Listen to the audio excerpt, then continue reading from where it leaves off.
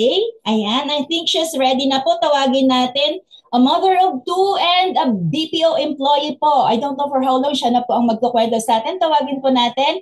But before that, ang kanyang special topic for today is understanding fad diets, the keto diet. Ito yung mga laging tinatanong sa atin. So, pakinggan natin Coach Jet Tambawan. Good morning. Good morning, Coach. Thank you so much. And yes po, I'm blessed to be here to share our special topic and also a little bit about my story. So good morning po sa lahat. Good morning sa ating VNC, sa FB Live, at sa mga manunood pa nito, no? At syempre sa mga regular attendees po natin dito ngayon at yung mga bago po natin. Rochelle says, thank you for making time today, no? And yeah, I'm Geraldine Tambawan po, 35 years old, mom of two, from Coach, please Fairview. po, full screen please. Tapos wala po kayo. Ay, sorry, sorry. Thank you. Ay, thank you. Ayan, ayan. There you go. Ayan. So, there we go. Okay. Teka lang po Yan, wait a minute. Ayan. So, yes po, I'm Geraldine Tambawan. Bakit na ganyan? Mom of two po, and yes, weight loss program. I lost 34 pounds nga po and dating XL na ngayon po nagpi-fit na sa extra small and small sizes na mga damit. No, nag-umpisa lang po sa pag-change ng meals. So, thankful sa ating mga meal replacement, ang aloe, tea and shake, and pati na ang aking mga favorite na mga products, mga supplements, no? Ang ating fiber and herb, fiber bond, yung ating multivitamins, no? Ang Formula 2 vitamins and minerals, Nightworks, nako favorite namin yung mag-asawa. And what else ang ating fiber, ang ating active fiber, NRG, and ang extra cal para sa mga bata. So yan, buong family na po talaga. No, nagumpisa po, ang background ko po, yes, sabi po ni Coach Gina, no, BPO employee po. So prior to that, nag-start po talaga ang aking poor eating habits. Naku, bata pa lang po. Especially nung ako po ay nasa college. I was a working student at dahil kulang ang oras, no, pinagpapalit ko po ang aking lunch breaks at tulog. So imbes na i-avail yung free food sa aming pantry during that time, no, hindi ko na po kinakain yon. Matutulog na lang ako kasi mas kailangan ko ng tulog that time. So yung skipping meals, kagaya ng sinasabi ng iba kanina, no, normal na lang po sa akin yon. I didn't know na kailangan pala kumakain ng tama, sa oras. Ang alam ko lang kakain ako pag gutom. Ayun. And I didn't have idea about supplementation. Hindi ko ako nag-vitamins. Kasi ang alam ko, bata pa naman ako, hindi ko kailangan ng vitamins. Okay? So, dahil nga po doon sa ganong na-form ko na habits, poor eating habits, poor choices, no, nadala ko po yun hanggang sa ako ay mag-asawa. At yun nga po, sa kind ng aking trabaho at bilang mommy, no, at sedentary ang buhay, nag-gain po ako ng weight. At ang pinaka hindi ko nagustuhan doon, bukod sa napakabigat ng pakiramdam, ay nag-develop po ako ng iba't ibang health concerns na hindi ko talaga nagustuhan. Nag-try naman ng iba't ibang mga fad diets. Yun yung isa sa mga pag-uusapan po natin dito, no? Hindi ko po naintindihan talaga what diet is. Ang alam ko lang, nakita ko sa online, no? Pag itatry ko, kasi nagkakaresulta yung iba, nagkakaresulta sila. So ako din baka magkaresulta. And it turned out na doon pa po mas tumaas ang aking mga kung anik-anik sa katawan na hindi ko po talaga ayoko na pong balikan ngayon, no? Nakakatawa po ngayon dahil nga sa pagpapalit ng dahil po sa ating community, I'm really grateful to have found a solution here kasi na-transform po ang aking mindset sa pagkain, ang aking relationship sa pagkain, no? Dati, nagsiskip ng meals, no? Minsan, one day a meal lang, one meal a day rather. Ngayon, even 5 times a day kumakain, pero nagbo-bonus ng weight loss, o di ba? And at the same time, I have this peace of mind na mas nutritious na yung mga binibigay kong pagkain sa aking mga anak. Salamat sa ating community at syempre thank you kay Lord sa pagpapadala sa aming angels, no? Ang bago kong kuya at ate sa ating community, ang aming angels, ang Rivera couple, no, na talagang tumulong po sa amin para ma-achieve yung goals namin, no. Nagko-correct kapag meron kaming mga hindi magagandang nakain o hindi kasama sa meal guide and all. So talaga nagre-remind sa amin, no, ito yung goal natin. Let's stick to this. So I'm very grateful po na dahil sa foundation na yon, dahil sa knowledge, sa learnings na natututunan po dito sa ating mga presentation, sa trainings, no? Nakakatuwa kasi nakakapag-share na rin po kami sa ibang tao at yung joy na makatulong sa kanila, yung joy na pag sila rin pala nakakapag-resulta, natatransform yung buhay, mas doble pala yung joy sa heart. Para ako nagkakaroon ng purpose, no? Nagkakaroon ng purpose yung buhay ko. Na hindi lang pala ako mommy, mayroon pa pala ako magagawa sa ibang tao. Ang sarap po pala ng ganung pakiramdam. And today, nakakatuwa, kasi makakapag-share na rin ako sa inyong lahat po today, no? And yun, that's why I really love Herbalife. So mag-start na po tayo sa ating topic, no? Understanding fat diets. Number 4, ketogenic diet by Dr. David Heber. So marami po tayong mga nutritionist or mga what do you call this, mga experts sa ating community. Bilang ang Herbalife, no, 45 years nang existing sa buong mundo at 30 years ito sa Philippines, 'di ba? Can't we be proud, no, na we have pool of experts, 300 plus scientists and nutritionists po. At isa doon si Dr. David Heber na chairman ng ating Herbalife Nutrition Institute. And by the way, isa rin po pala siya sa mga isa po siyang doktor na nag-aalaga ng mga tao na nagkikito diet. So later, i-understand natin bakit inaalagaan at bakit nagkikito diet. Okay? Sino na po pala dito sa inyo ang nakapag-try na ng ketogenic? Kasi ako po na-try ko to. I even tried LCIF, kung alam niyo po ang low carb intermittent fasting. Sinabayan ko ng ketogenic diet kasi gusto ko talagang magka-resulta, no? During that time, yun lang po yung alam ko dahil yun yung available. So type 1 naman dyan sa mga nag-try na ng keto at ng iba't iba pang mga diets, no? Bago kayo nag-Herbalife. Or ngayon, na habang nag-Herbalife kayo, sinasabay nyo po yung mga ganon. Okay? Type 1 nyo po dyan sa ating chat. Di ko man makikita agad.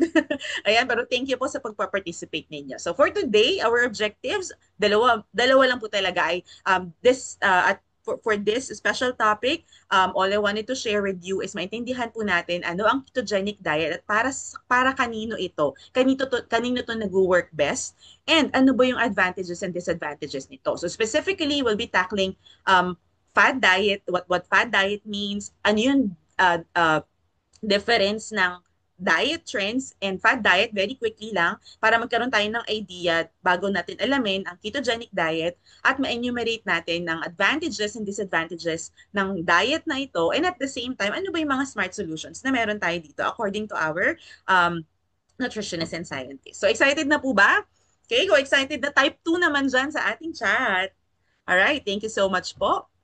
Okay, so in the past, ako po, no, hindi ko talaga alam ano ba itong fad diet. Actually, even nung nag-start na po ako sa Herbalife, may nakikita ko sa mga nutrition topics na sinesend sa amin nila, Doc, no?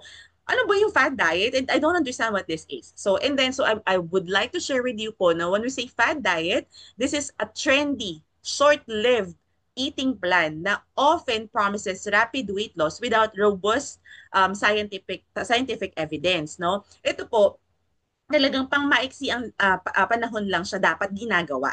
Okay? So, merong specific time frame. So, they typically involve strict rules. So, ito yung may mga restriction. And normal po sa atin yan, di ba? Lalo sa ating mga Pinoy. Pag sinabi natin, po, tumataba na ako, magpapapayat ako. So, that means kakain na ako ng konti. Magtatanggal na ako ng ganitong pagkain. As in, tatanggalin or hindi magbabawal na and all. No? Parang hindi mo na ma-enjoy kung na-enjoy mo yung dati. Ngayon, tatanggalin mo talaga at all. So, di ba?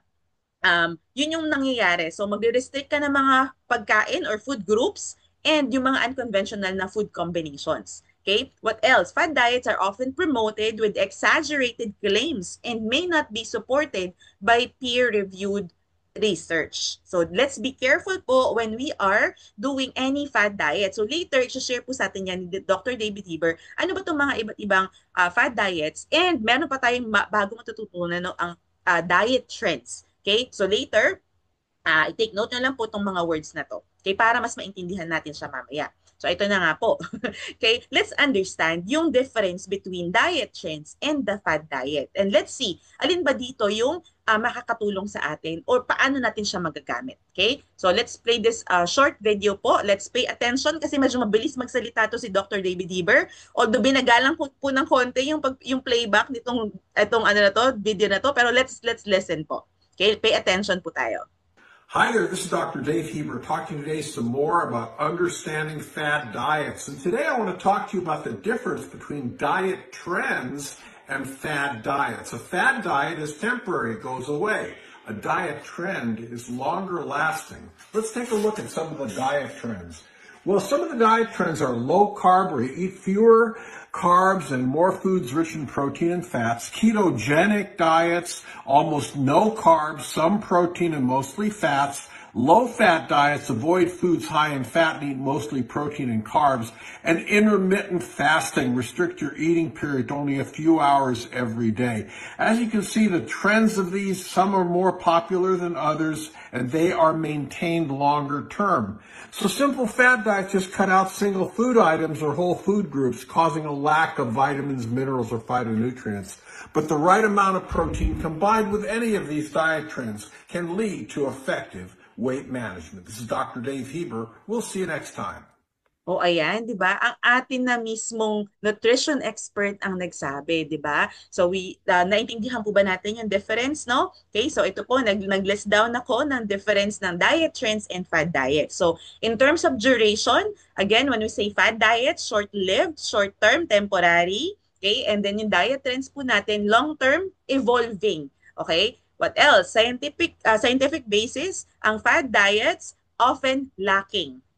Okay? Mostly based on experience lang yan ng mga iba pang tao na naka-experience na nun or nag-try na nun because of a background or a history. Okay? It can be because of a medical history. Okay? What else? Sa diet trends, okay, generally supported by research. Okay? So pinag-aralan po itong mabuti ng mga nutrition experts. What else? Sa approach naman, fad diets normally nagre-restrict. So it's a restrictive and very specific, 'di ba? As mentioned by Dr. David Heber, nagtatanggal ka ng food groups, okay? Ng food.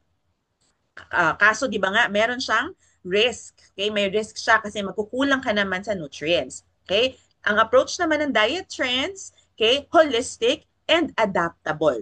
All right? Plus, yung health impact nito can be beneficial if well balanced. Okay? So while sa fad diets, potentially harmful. Lalo kung hindi mo siya gagamitin for its purpose. So speaking of purpose, okay, let's continue po understanding what keto diet really is. Okay? By Dr. David Heber himself. Okay? So ready na po ba makinig at manood ng video ni Dr. David Heber? Mabilis lang po ito. So let's pay attention. Mag-screenshot po kung kailangan. Okay? Here we go. Hi there, this is Dr. Dave Heber talking today some more about understanding fad diets. And today I want to talk to you about the keto diet or ketogenic diet. This is a very severe restriction of carbohydrates down to the point that you start to generate ketone bodies. Let's take a look. So, every night during sleep when you're not eating, your body generates ketone bodies. These are made from body fat in the liver. They circulate in the blood and are used for energy by many of your organs other than the brain and red cell. This spares protein breakdown. At night, you still break down protein. That's why your breakfast shake is so important. These are the ketone bodies. You can smell them in the breath. However, the diet that recommends 70% of your diet should be made up of fat and less than 5% carbs, yes, your body can sustain it, but it's too rigid for most people. The diet has some advantages for children with epilepsy and some adults with diabetes. But giving ketone supplements by themselves doesn't work. This is Dr. Dave Heber. We'll see you next time. Ayan, di ba? Thank you, Dr. Dave Heber, di ba? So, isa-isahin po natin. Yeah, ano ba yung sinasabi niya? Ano nga ba yung ketogenic, no? Ang idea po ay makapag-create nga ng ketones na galing po yan or doon sa liver from fatty acids released from fat cells to accelerate fat burning during exercise. Okay? So ang cue dito para magkaroon ng energy, okay, during exercise or anytime na nag-workout or anytime na gumagalaw. So ketone bodies yung tawag doon na normally it's made as an energy source when you are sleeping and not eating during prolonged fasting and during endurance exercise. Nung ako po nagki-ketogenic diet dati, no, um, ang ito lang yung naintindihan ko, kailangan ko ng fat para sa energy. Okay? Yun po yung understanding ko. So, kailangan ko kumain ng maraming meat, kailangan ko ng maraming chicharon. So, imagine, no, yung diet ko, chicharon. Alright? During, ayan pa, para kahit hindi ako nag-exercise, sabi nga daw, or kahit na konti lang ang movement, magpapawis daw ako or mag-energy ako. So, to make ketone body, so nakita po natin sa slide na kanina, you need to restrict daily carbohydrates to under 50 grams and eat 75% fat and only 15% protein. Okay, so more on fats nga talaga ang kakainin. So, this high fat and very low carbohydrate diet encourages you to eat mga meat, fish, poultry, and fats while nagre-restrict sa mga fruits, sa vegetables, sa dairy, sa grains, sa beans and legumes na ang dami po talagang listahan ng mga bawal. Okay, doon po ako talaga na-stress kasi ang daming bawal, tas meron pang specific na soy sauce na pang keto, merong peanut butter na pang keto na kapag ito yung ginamit mo, hindi ka na ketogenic and all. Hindi ko po talaga siya masustain kasi ang dami ko palang kailangang alamin, aralin na hindi ko alam kung saan ako kukuha ng information.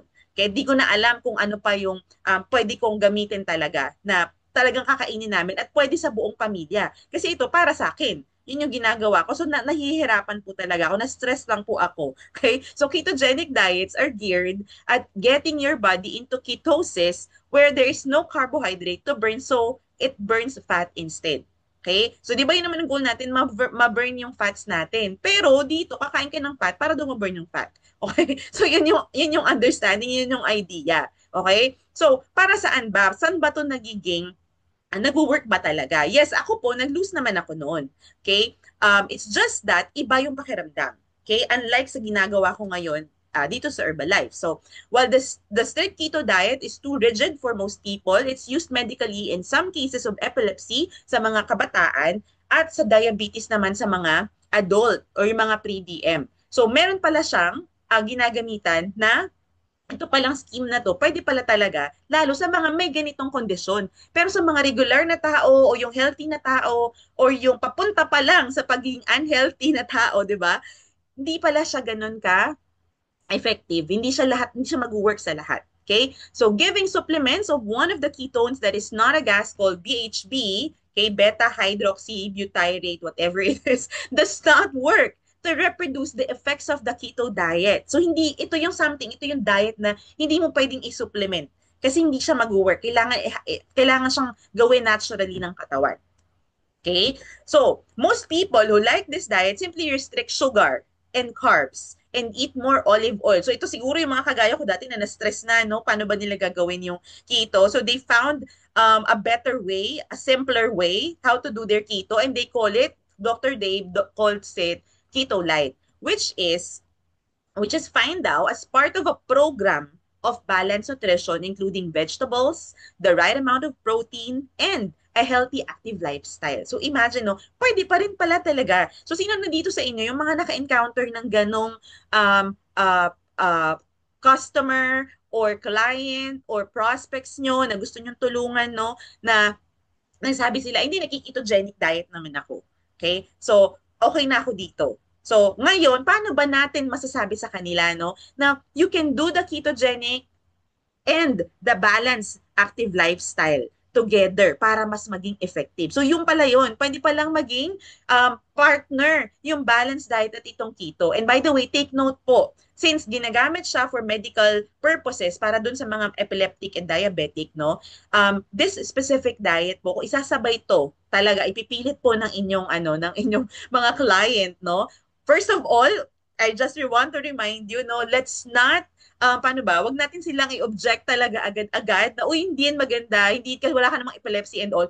Let's not do that. Let's appreciate their effort that they're doing something for their health. It's just that at the moment, ayun po yung alam nila. So let's understand. Kasi ako din po noon, yun lang yung alam ko. So yun yung ginagawa ko. Until eventually, no, ayun nga, let's educate them, let's invite them to events like this so they can be more educated on the proper way to doing their diet, no? So ito po, so going back, no, kapag ganito nga yung diet na gusto nila, let's let's help them, let's guide them how they can use ketogenic diet and the active lifestyle, the balanced lifestyle that we're promoting here at Herbalife para mapag-combine nila yon at maging effective. Kasi nga po, di ba sabi ni Dr. Dave kanina, they can be combined. Pwede pala yon na may balanced lifestyle ka, tapos nakikito ka rin pala. Pero again, it should not be beyond 3 months. Okay? Kapag nag-prolong pa po, doon nag-uumpisa na talagang magkaroon ng harmful effects sa body.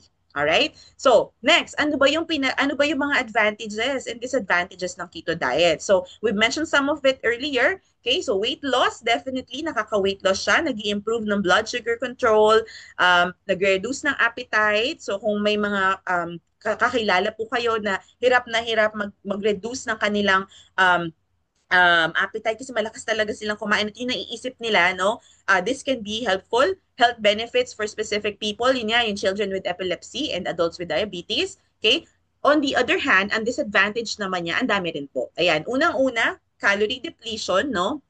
And nutrient deficiencies. Because you are gonna be restricting specific food groups or food, definitely yung calorie, yung nutrient na makukuha mo sana doon, hindi mo makukuha.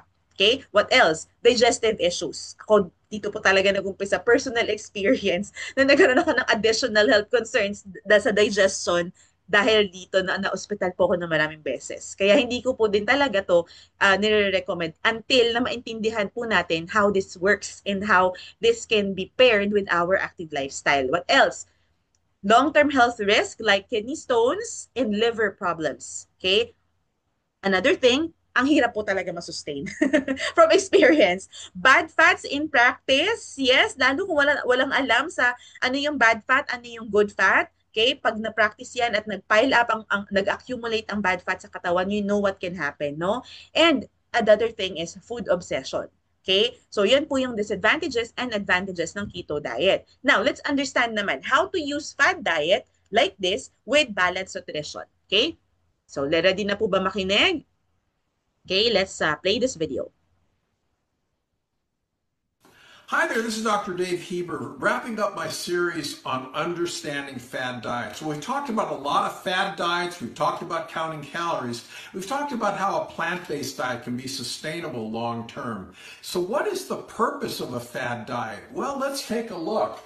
Fad diets actually introduce new ideas. They go around for a while and then they go away. And people pick up the things that make sense. Some things stick around. Low carb, ketogenic, low fat, intermittent fasting, vegetarianism. So these protein, balanced nutrition, fruits and vegetables, and healthy active lifestyle are not fads, but solutions within different personalized plans that you can take on. So look at all these fad diets, take what you like and leave the rest. This is Dr. Dave Heber. We'll see you next time. All right, there you have it. O, di ba? Yung mga protein balance diet, yan ay mga solution, long-term solution. So you take your dietary trends. So ito na nga, we have the dietary or the diet trends here at Herbalife, which is active balanced lifestyle, no? And you can take one of the fad diets, especially kapag tingin mo medyo siguro hindi mo na or medyo may gusto ka pang i-achieve na goal sa iyong next level goal sa iyong wellness, you can take one of these fad diet, pero again for a short period of time lang, no? And para i-check mo lang din if your body will react to it properly, no? Pag hindi, definitely stop or consult your doctor or consult your or go to your wellness coach for you to have more idea how to do this properly. Okay? So, we're so blessed that here at Herbalife, di ba, we are being taught of this global nutrition philosophy. And I'm so blessed. We're so blessed kasi ito talagang philosophy na to, Herbalife to. Okay? What our body needs, 30% healthy fats, 30% protein, and 40% carbohydrates. And what's good about it is that we have all that product supplement that can supplement these body needs. All right? So, you can rest assured na talagang meron tayong magagamit na alternative sa kung ano man yung mga ginagawa na natin ngayon or kinakain or ini-intake, iniinom natin ngayon. Plus, meron pang outer nutrition. O, di ba? So, our smart solution, again, balanced diet with meal replacement. Kung gusto mo mag-boost ng protein because of your whatever your goal is, kung fat burning or toning ng body, or gusto mo ma-workout ka, kagaya na sabi ni Ma'am Cecil kanina, no? Protein boost, we have products like that. And we have vitamins and minerals na healthy for healthy fat boost or mineral boost, whatever it is that you need, we have all these products. All right? So, okay, ano ba yung key natin? Okay, so last na po ito, our key, finding the balance. Okay, a ketogenic diet combined with a balanced lifestyle empowers both body and mind. So let's strive po for health that nourishes inside and out, just like finding the perfect harmony between family dinners and success. So ayan, so thank you po sa inyong lahat. I hope you all have a nice day. Enjoy the rest of your day, and I hope I was able to add value to you today. All right, so thank you po. Back to you, Coach Gina. Maraming salamat, Coach Jess, for educating us today. Ayan, naalaman na natin ang ketogenic, kung ano po yon. Basta ako, mag-shake na lang ako para hindi na masyadong komplikado. Simple, fun, and magical. Okay. So thank you so much sa tatlong shares natin, Ma'am Nem Nasugitan, Elizabeth Calon, Carmelita Odiongan, and Ma'am Annalyn Tignao for Healthy Breakfast, and of course, Ma'am Jet Tambawan for our special topic for today. Maraming salamat po, and hope to see you all again tomorrow. Coach Cecil? Thank you so much, Jean. Tsaka